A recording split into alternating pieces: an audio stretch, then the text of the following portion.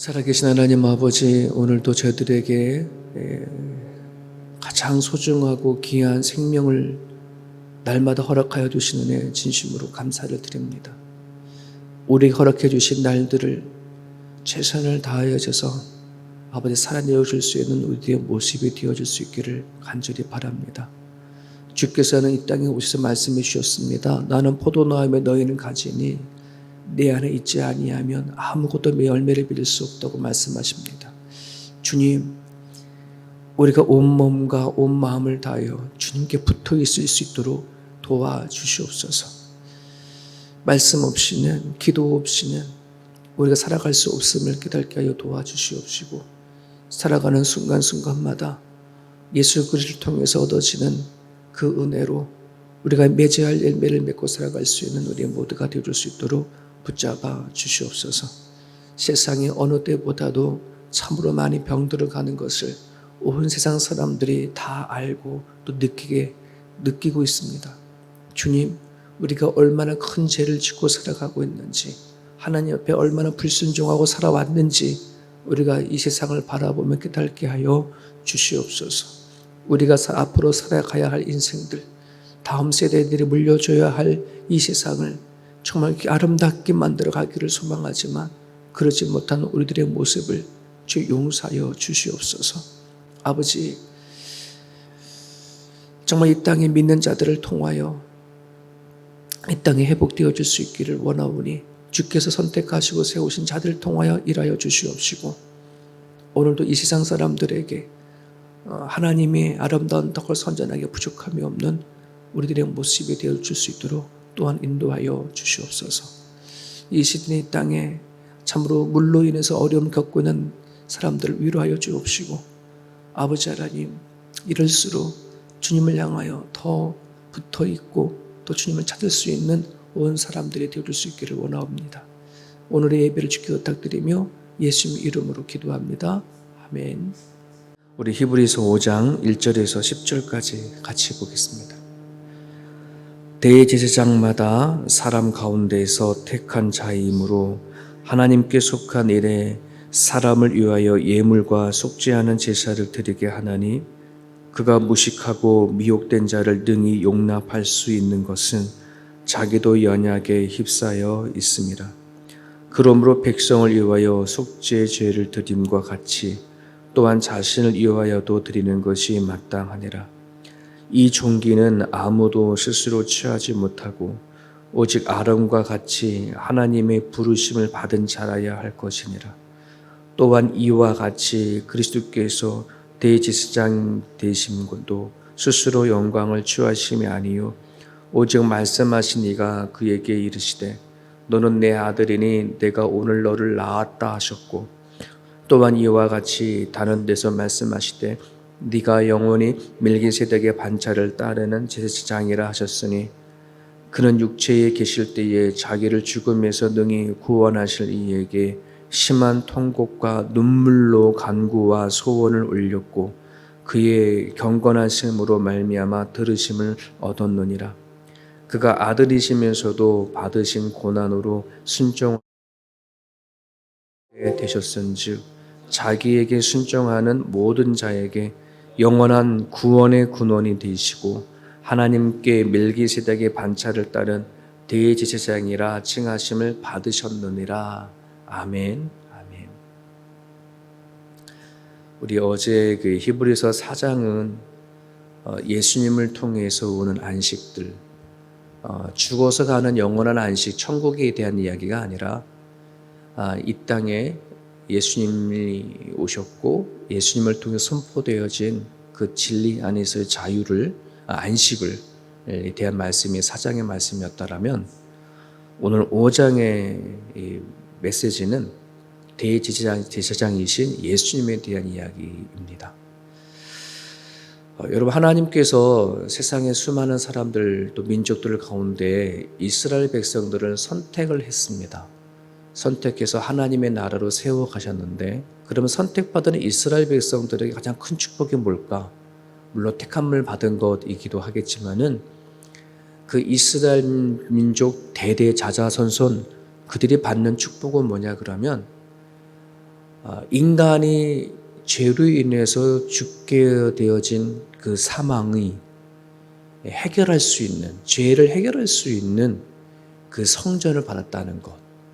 그리고 그 성전을 통해서 대제사장으로 하여금 하나님 앞에 제사를 드림으로 관계가 이루어진다는 것. 이것이 이스라엘 백성들이 하나님 앞에 선택받음으로 온 가장 축복된 것 중에 하나죠. 이것은 오늘 우리들과 똑같이 적용이 되어집니다. 우리 또한 하나님 영적인 이스라엘로 하나님 선택을 받은 백성들이지 않습니까? 오늘 우리 그리스도인들이 받은 가장 축복이 뭐냐? 그것은 하나님의 복음이 선포되어지는 이 교회를 우리가 섬기고 있다는 것, 예수님께 피값으로 사신 이 교회를 우리가 섬기고 있다는 것, 그리고 또한 예수 그리스도를 우리가 믿게 되어진 것, 이것이 가장 큰 축복된 것이라고 우리는 믿습니다. 오늘 히브리서 5장에선 우리 가운데 오셔서 우리 죄를 위하여 십자가에 못 박혀 돌아가신 예수님에 대해서 뭐라 말씀하냐 그러면 구약에 등장하는 대제사장과 같은 예수님에 대해서 이야기를 해주고 있습니다. 구약에서 대제사장들이 해야 할 역할이라고 한다는 것은 우리는 이미 잘 알고 있다시피 성전에서 제사를 드려지는 의식을 하는 곳이고 이스라엘 백성들에 대한 지은 죄를 놓고 하나님 앞에 기도하고 속죄하는 일, 이게 대제사장의 역할이었습니다. 그러면서 오늘 1절과 4절을 보게 되어지면 그 대제사장의 자격이 뭐냐, 구약에서는 아론의 자손들만 이 대제사장이 되어줄 수 있었지만은 오늘 본질적으로 1절과 4절을 얘기하면 두 가지를 얘기를 합니다. 하나는 반드시 사람이어야 한다. 대제사장이. 왜냐하면 아마 그 당시에만 하더라도 그러니까 그 하나님을 믿는 민족이 아닌 이방을 믿고 또 이방 신을 믿는 사람들 또는 하나님 제대로 알지 못하는 사람들은 천사에 대한 믿음이 되게 강했었거든요. 천사에 대한 숭배들. 그렇기 때문에 인간의 죄를 용서해주고 인간을 또 도와주는 존재는 천사다라고 하는 것들이 되게 많았었어요. 그러다 보니까 오늘 성경에서는 반드시 대제사장은 우리의 죄를 위해서 기도해주고 제사를 드릴 존재는 사람이어야 한다는 것을 전제를 얘기를 하고 있습니다. 그리고 하나님께서 세우셔야 한다. 반드시 스스로 되어지는 것이 아니고 하나님께서 세워져야 대제사장이 가지고 있는 자격인 것을 얘기를 하고 있습니다. 그러면서 2절과 3절, 1절에서부터 4절까지를 보게 되어지면은 이 대제사장에 대해서 뭐라고도 추가적으로 얘기를 하냐 그러면 대제사장이지만 사람이면서 하나님의 때문에 택한 세움을 받았지만 그 또한 죄인이다. 죄인이기 때문에 자기를 위해서도 속죄제를 드려야 되어지고 또 다른 사람들을 위해서도 제사를 드려지는 존재, 이 대제사장인 것을 얘기를 하고 있습니다. 여러분, 암에 걸린 환자를 치료하는 의사가 있는데 그 의사가 또 암에 걸렸다고 쳐요. 그래서 실제 이 얘기는 뭐냐면 암에 걸린 의사가 암에 걸린 환자를 치료하는 것과 비슷한 것 같은 그런 모습들이죠. 그러면 의사는 어떤 자기가 암에 걸렸으니까 암에 걸린 사람에 대해서 조금 더 치근하겠죠. 똑같이 자기가 앓고 있는 거니까. 만약에 자기는 건강한데 내가 암 환자를 이렇게 치료한다 하면 암 환자의 입장을 잘 모를 수도 있어요. 하지만 자기가 똑같이 암에 걸려서 환자를 치료하는 의사라고 한다 그러면 아마 다른 사람들보다는 조금 더 그 상대 아픈 환자의 입장에서 생각하고 또 치료하고 하는 것이 이루어지지 않을까 생각이 들어지는데, 그처럼 이 대제사장의 역할은 그냥 하나님 앞에 제사를 드려지는 그런 존재 위치만이 아니라 이스라엘 백성들이 가지고 있는 그 죄가 어떠한 것인지 그 자신의 온몸으로 경험하면서 하나님 앞에 제사 드려지는 그 존재가 이 대제사장님을 얘기를 하고 있습니다. 제가 예전에 신학교를 다녔을 때 교수님이 설교학 시간에 그런 말씀을 한 적이 있습니다. 설교할 때는 죽어가는 자가 다른 죽어가는 자에게 마지막으로 하듯이 설교해라, 그렇게 가르친 적이 있거든요. 설교를 할 때 그냥 아무 생각 하지 말고 죽어가는 존재가 이제 죽어갈 사람들에게 마지막으로 전달하는 설교처럼 아주 간절한 마음으로 하라는 그런 뜻이겠죠. 대제사장들이 하나님을 통해 있어서 선택을 받고 성전에서 제사를 드려진다고 했을 때에 그 대제사장들은 그냥 내가 그냥 선택을 받았구나, 그냥 내가 제사만 드리면 되겠구나, 이런 심정이 아니었었어요. 왜냐 그러면 실질적으로 이 대제사장이 이스라엘 백성들을 위해서 제사를 드려질 때에 조금이라도 잘못 제사를 드리거나 하나님이 원하지 아니하는 방식으로 뭔가 취했다 그러면 제사 드리는 과정 가운데 대제사장은 죽을 수밖에 없었어요. 그래서 여러분들이 알다시피 대제사장의 옷에 그 맨 끝자락에 뭐가 달려져 있다 그래요? 방울이 달려져 있다고. 그 대제사장이 이스라엘 백성들을 대신해서 성전에 들어가서 제사를 드려주면 막 움직이면 소리가 나잖아요. 근데 만약에 들어갔는데 소리가 들리지 않아, 방울 소리가. 그러면 그 대제사장은 뭔가 죽은 거예요. 그러면 그 끈을 가지고 이렇게 잡아 당겼다고 하지 않습니까? 그만큼 대제사장은 그냥 그 자리가 되게 존귀한 자리이기도 하고 정말 하나님께 선택받은 그런 자리이기도 하지만은 하나님 앞에 나아가는 자리는 되게 두려운 그런 자리. 오늘 구약의 대제사장이 였던 그 역할을 오늘 하나님 예수님을 이 땅에 보내주셔서 예수 그리스도가 우리의 대제사장의 역할을 감당하고 있음을, 또 그것을 위해 십자가에 못 박혀 돌아가셨음을 오늘 성경은 얘기를 하고 있습니다. 여러분, 특별히 오늘 4절에 보게 되어지면 대제사장을 가지고 있는 그 모습을 한 단어로 설명하는 단어가 있어요. 그게 종기라는 얘기인데 4절에 보면 이 종기는 아무도 스스로 취하지 못하고 오직 아론과 같이 하나님의 부르심을 받은 자라야 할 것이다. 대제사장의 존귀함을 얘기를 하는데 이 종기라고 하는 단어를 헬라어로 티메라고 합니다. 헬라어로 티메라고 한다는 말은 대가 이런 분이거든요. 어떤 희생 또는 가치, 어떤 대가 이런 말을 단어가 담겨져 있습니다.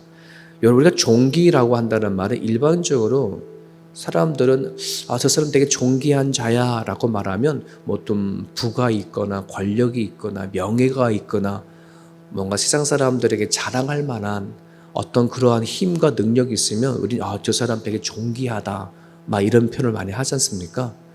근데 성경상에서 말하는 존귀는 그런 의미가 아니라 성경상에서 말하는 존귀는 내가 누군가를 위해서 아파하고 내가 누군가를 위해서 기꺼이 상처를 받고 내가 누군가를 위해서 기꺼이 희생할 수 있는 그 사람, 이거를 우리는 존귀하다라고 그렇게 얘기를 합니다.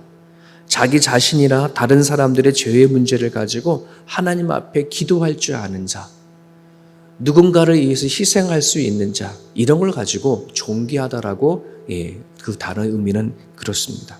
제사장이 하나님께 선택받은 그 존귀함인 것처럼 예수님께서 우리의 되게 존귀하다라고 표현하는 것은 우리들의 죄를 위하여서 이 땅에 오셨고 그 죄를 사하시기 위해서 기꺼이 십자가 길을 걸어가신 그 자체가 우리는 존귀하다라고 하는 의미로 담겨져 있습니다. 여러분, 예수님께서 이 땅에 오신 것에 대해서 오늘 히브리서 기자는 두 곳을 통해서 구약 성경을 이용하면서 예수님이 우리의 대제사장인 것을 증명해 보이고 있는데 5절에 보면은 또한 이와 같이 그리스도께서 대제사장이 되심도 스스로 영광을 취하심이 아니요 오직 말씀하신 이가 그에게 이르되 너는 내 아들이니 내가 오늘 너를 낳았다 이렇게 표현을 하거든요. 그러니까는 내가 오늘 너를 낳았다.